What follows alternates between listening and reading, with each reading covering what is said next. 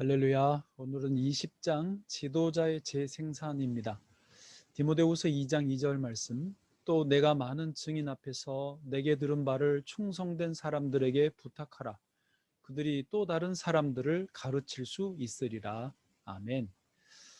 지도자는 자기와 함께하는 사람들, 또 젊은이들에게 그들의 능력을 훈련하고 개발할 수 있는 충분한 기회를 주어야 합니다. 이를 위해서는 그들에게 책임 있는 일도 맡겨주고 결정할 수 있는 기회도 주고, 또 성취한 것에 대해서는 많이 칭찬해주고, 혹시 실수가 있을지라도 계속해서 신뢰를 보여주어야 합니다. 그렇지만 이 작업은 어떤 특권층 계급을 생산한다는 개념이 절대 아닙니다.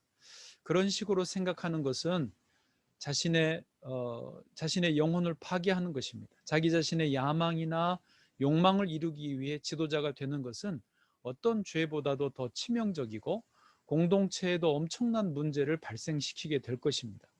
때문에 지도자를 세우는 일은 그 무엇보다 영적으로 진행되어야 합니다. 그래서 기독교의 지도자 훈련 방식은 예수님께서 12명의 제자들을 훈련시키신 방식을 모델로 하면 됩니다.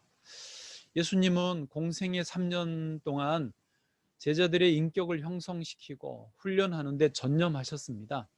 예수님은 지혜로운 계획을 세우시고 제자들을 세심하게 살펴주셨고요. 끝없는 인내로 품어주셨습니다. 그리고 한없는 사랑을 쏟아부어 주셨지요. 여기에 많은 시간을 아끼지 않고 다 쓰셨던 것입니다. 사도 바울이 디모데를 키우고 훈련시키는 일에도 이 예수님의 방식이 적용됐습니다.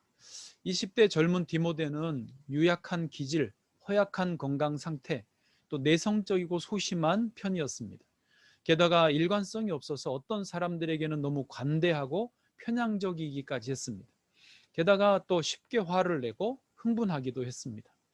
그런데도 바울은 디모데를 향한 강한 기대감을 버리지 않았습니다. 그를 격려해주고 훈련시켜 주었습니다. 바울이 선교 여행에 디모데를 데리고 다니면서 어떻게 사람들을 가르치는지, 독특한 사람들을 어떻게 대하는지를 보고 배우게 했습니다. 때로는 디모데로 하여금 직접 복음을 전하게끔 했습니다. 그리고 바울은 디모데에게 에베소 교회를 맡겨주었던 것입니다. 영국인 더글라스 하이드는 이런 비슷한 경험을 자기 책에 기록했습니다. 어떤 청년이 자신을 찾아와서 지도자가 되고 싶다는 말을 했습니다. 그런데 하이드가 볼 때는 이 청년이 도무지 깜이 아니었다는 것이죠. 이렇게 표현했습니다. 지금까지 살아오면서 어느 누구도 이 청년처럼 지도자가 될 자격이 없는 사람은 결코 본 적이 없다. 그는 커다랗고 무기력하고 널찍하고 지루한 얼굴을 가졌으며 키는 작고 이상야릇하게 뚱뚱한 사람이었다. 그는 매우 말을 더듬었으며 한눈이 사팔뜨기였다. 그래서 어떻게 되었을까요? 그럼에도 불구하고 하이드는 그에게 기회를 주었습니다. 헌신을 공부하게 하고 가르쳐주고 또 시험하고 그의 말더듬을 부드럽게 하도록 도와주고 계속 지도자가 될 수 있도록 격려하고 도와주었습니다. 그랬더니 놀랍게도 정말로 그는 자기가 원하는 분야에서 지도자가 되었다는 것이죠. 우리 교회에서도 우리가 예리한 시선을 가지고 주변을 살펴보아야 되겠습니다. 특별히 주변의 젊은이들 중에 그 안에 잠재된 리더의 자질을 가지고 있는 사람들을 키워줘야 됩니다. 발전시켜줘야 됩니다. 그들이 성장할 수 있도록 리더가 될 수 있도록 적극적으로 돕고 후원해 주어야 되겠습니다. 특히 젊은 사역자들을 리더로 세워나갈 때는 꼭 기존에 정해진 방식만 고집할 필요는 없습니다. 하나님께서도 언제나 그분의 예외가 있으셨습니다. 그러므로 특히 젊은이들을 위해서는 우리의 사고를 유연하고 신축성 있게 할 필요가 있습니다. 더글라스 손튼이라는 젊은 선교사가 있었는데요. 이집트에 도착한 지 3개월 반밖에 안 됐는데도 벌써 그곳의 리더가 되어 있었습니다. 그는 보기 드문 재능이 있었고 선배 선교사들에게 좋은 제안을 기탄 없이 말을 했습니다. 그리고 그의 견해들은 정말로 탁월했고 가치가 있었습니다. 지도자들을 훈련시키는 것은 대량 생산의 기술로는 불가능한 일입니다. 이런 말이 있습니다.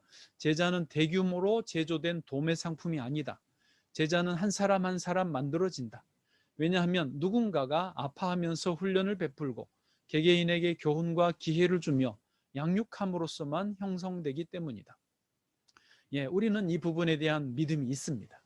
하나님은 어떤 사람을 지도자로 세우실 경우에 그 사람을 유용하게 사용하시기 위해서 그가 꼭 필요한 훈련을 받도록 하실 것입니다. 이제 오늘도 질문으로 마칩니다. 나는 사람을 세우는 일에 에너지를 사용하고 있는가? 감사합니다. 내일 뵙겠습니다.